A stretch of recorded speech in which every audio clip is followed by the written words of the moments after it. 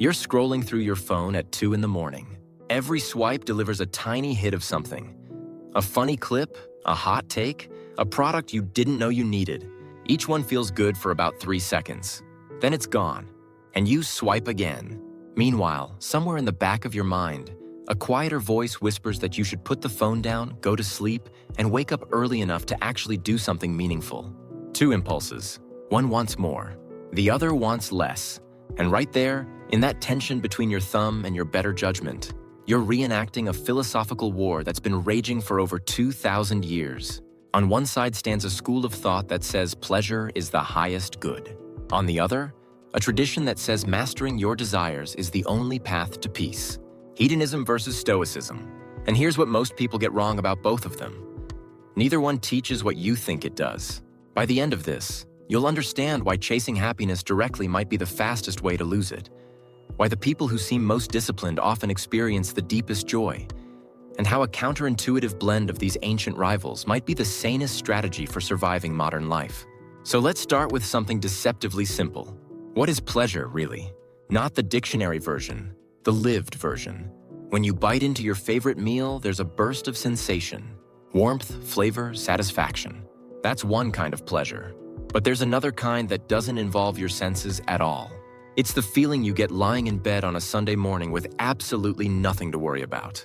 No deadlines, no arguments replaying in your head, just stillness. The ancient Greeks had different words for these two experiences. The first, that active sensory rush, they called kinetic pleasure. The second, that deep, quiet calm, they called static pleasure.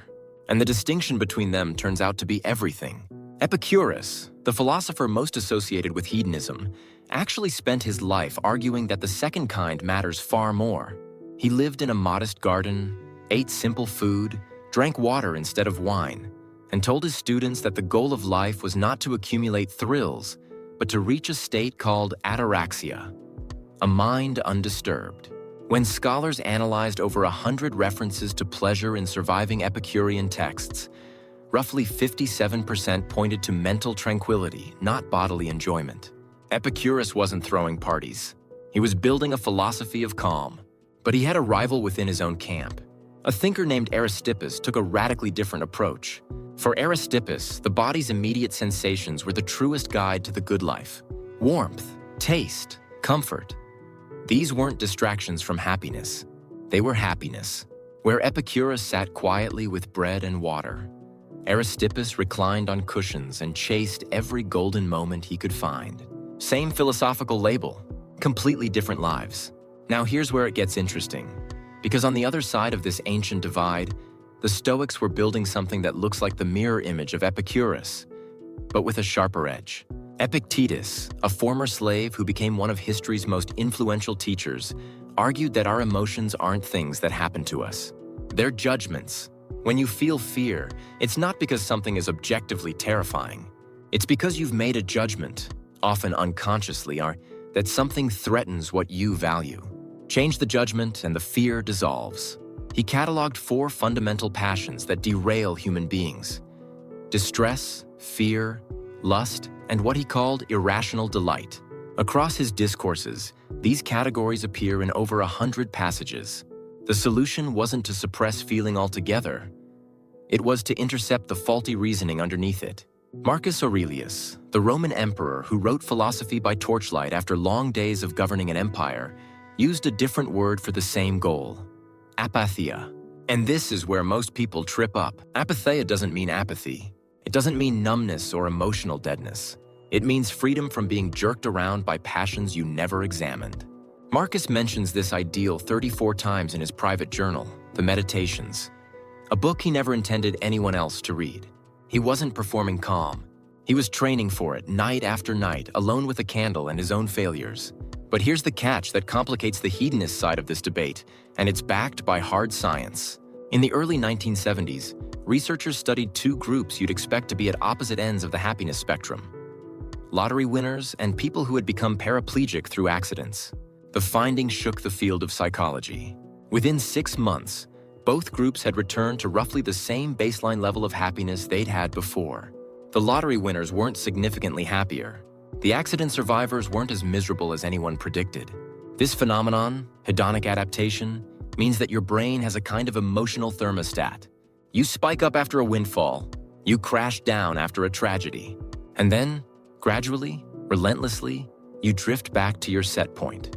Later research found that people consistently overestimate how much future events will affect their happiness by as much as 50%. You think that promotion, that vacation, that new relationship will change everything. It won't, not permanently. And this creates a trap, because if each pleasure fades, you need a bigger one next time just to feel the same thing. The carousel spins faster, but you never actually go anywhere. So does that mean the Stoics win?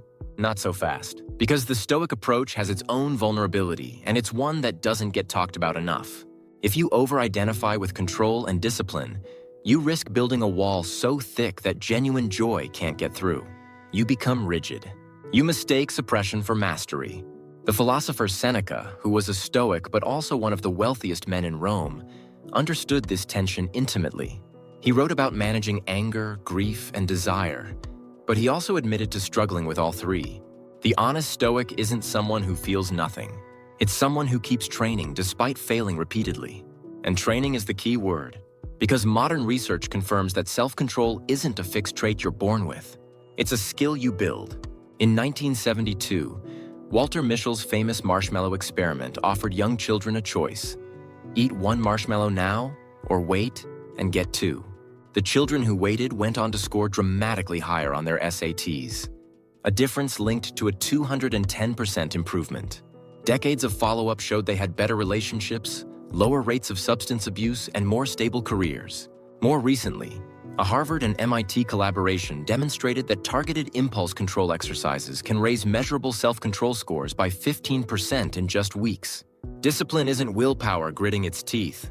It's a muscle responding to reps. Now, the obvious objection here is that you can't just mash these two philosophies together like mixing paint. A serious critic would say that hedonism's foundation is the pursuit of pleasure as the highest good, while Stoicism's foundation is virtue above all else. Combining them doesn't create a synthesis. It creates a contradiction. If you indulge in moderate pleasures, you risk reigniting the very cravings that Stoic practice is designed to quiet. And if you enforce too much discipline, you might crush the authentic enjoyment that Epicurean philosophy prizes. There's real tension here, and pretending otherwise would be dishonest. But consider this: despite their opposing methods, both schools converge on the same destination.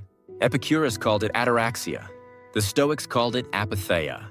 Different Greek words for what is functionally the same experience: a mind that isn't at war with itself. Modern psychological data actually maps onto this convergence beautifully. Healthy adults average about 31.5 on positive affect scales and about 18 on negative affect. People with high self-regulation show a strong inverse correlation with negative emotions, meaning the more discipline they practice, the less they're plagued by anxiety, regret, and impulsive misery. That's not Stoic numbness. That's the measurable serenity both ancient schools were pointing toward. So what does this mean for how you actually live? In the short term, it means becoming aware of the pattern. Track it for a week. Every time you reach for an impulsive pleasure, the midnight scroll, the stress purchase, the extra glass of wine, notice the urge and ask one question: will this move me toward calm or just toward a spike that fades? Research shows that 52% of online shoppers regret an impulsive purchase within 48 hours. 70% of people regret impulsive decisions within a week. You don't need a philosophy degree to recognize that pattern. You just need to pause long enough to see it. In the medium term, practicing both mindful enjoyment and deliberate restraint reshapes your emotional landscape.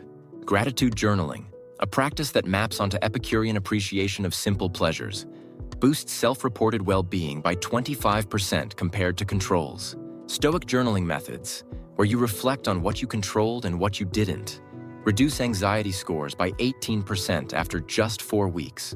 Over 1 to 3 years, these habits don't just change how you feel in the moment. They shift your baseline. The emotional roller coaster doesn't stop, but the peaks get less manic and the valleys get less crushing. You spend more time in the range that both Epicurus and Marcus Aurelius were actually aiming for. And over the long term, the stakes compound.